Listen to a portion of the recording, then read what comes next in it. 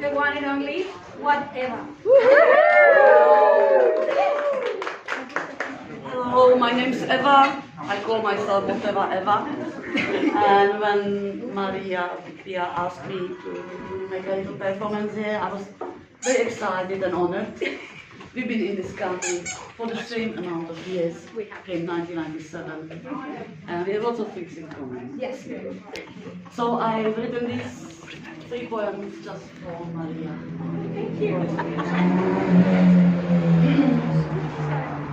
What she was saying upstairs, about the women being monsters and monsters being women, it really touched me, and this is the first poem is about that.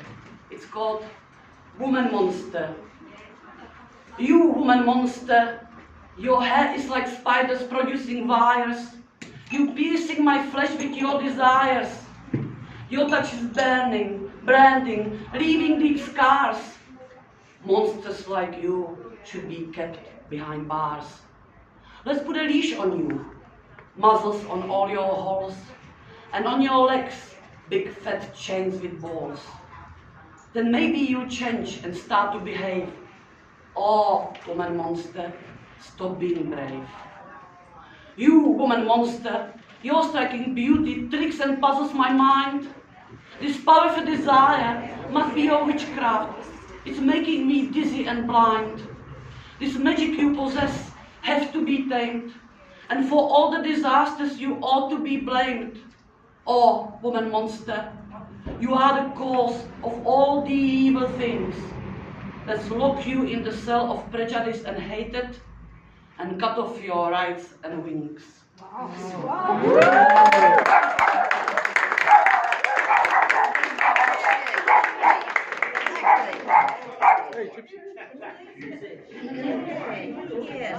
This is the next one. I would like to share this with you because I think there is no shame in it. When I was 23 years old, a man broke into my apartment at night and raped me in my bed. He brought a big knife with him, so I didn't fight. When at the police station, I was treated like a liar and a criminal, questioned by 2 male police officers who were constantly accusing me of making the whole thing up. You are pregnant and you are scared of your boyfriend. I don't have a boyfriend. You pregnant and you are scared of your father. I'm not pregnant. Why didn't you fight? He had a knife. It went on and on. And these are exactly the questions they kept asking me all the time. In the end, I didn't want them to investigate. I just felt dirty and tired and wanted to go home. So this next poem is called Victim Blaming. A girl was going to visit her friend at 6 p.m. She wore a miniskirt and it was dark. She asked for it. A lady was putting groceries in her car at the car park, also in dark. She bent. She asked for it. A woman dressed immodestly took a taxi at 3 a.m.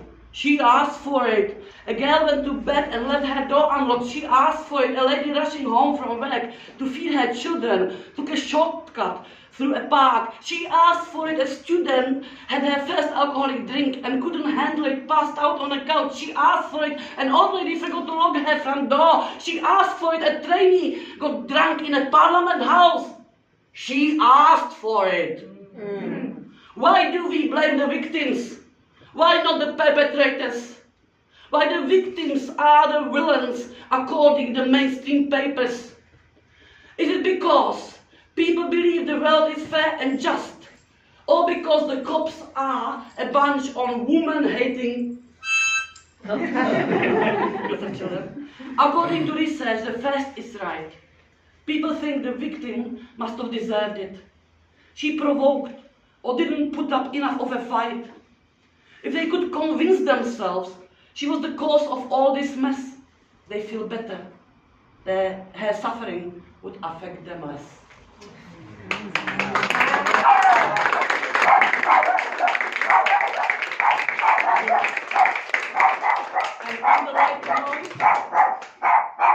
on the lighter note, this one is called The Good Old Days. Old white men stuck in their time don't have the slightest clue what this century is all about. Their attitude makes me spew. They think they still live in the good old days. The good old days they embraced. The good old days when they always had their good old ways. When a racist was a racist and a rapist was a rapist. Ah, the good old days. These old white men stuck in their times loved the money, dig more mines, casually destroying indigenous artifacts. Jukan Gorge. These are the facts. 46,000 years old. Much older than the white man's time. Show some respect. You cross the line. Oh, shut up, man. Back to the kitchen where you belong. This saying has been here on this planet way too long. Well, grow up, man. It's time for you to learn how to look after yourselves. We ain't your slaves. And do not touch me in a shadow or a crowd. Learn to leash your edge. I shout out loud. My body isn't yours to make decisions about. Equality looks good on paper, but it hasn't been practiced. And there is no reconciliation without justice. The good old days for some were terrible for others. Ignorance is the cause of all the struggles and injustice. Where is the justice? The old white man's world has never been just. Their propaganda sucks. The good old days must turn to dust. To die with them, they won't adjust. Or go back to 1930s, you horrible, greedy, misogynistic racists. Go back to the good old days where a rapist was a rapist and a racist was a racist, and swap the fucking places.